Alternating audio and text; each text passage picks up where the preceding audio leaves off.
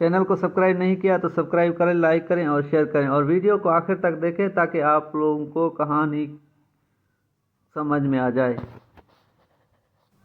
कासाई और बहलूल दाना।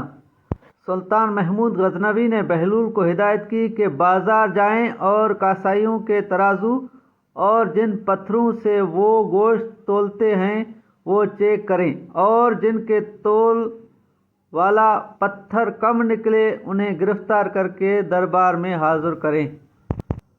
बहलूल बाजार जाते हैं, पहले कासाई का तोल वाला पत्थर चेक करते हैं तो वो कम निकलता है। कासाई से पूछते हैं कि हालात कैसे चल रहे हैं।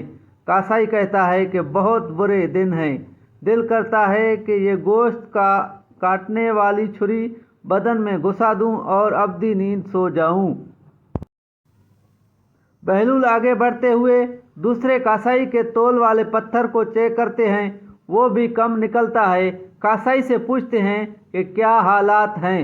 वो कहता है कि काश अल्लाह ने पैदा ही ना किया होता, बहुत जलालत की ज़िंदगी गुजार रहा हूँ।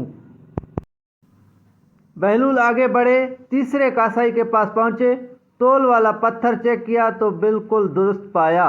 कासाई से पूछा कि ज़िंदगी कैसे गुजर रही है।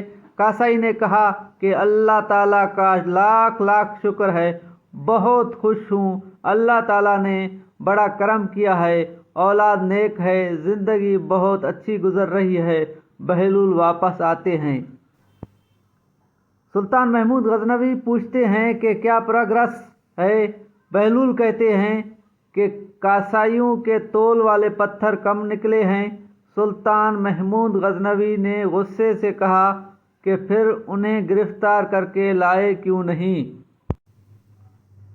बहलूल ने कहा अल्लाह ताला उन्हें खुद सज़ा दे रहा था, उन पर दुनिया तंग कर दी थी तो यहाँ लाने की क्या ज़रूरत थी।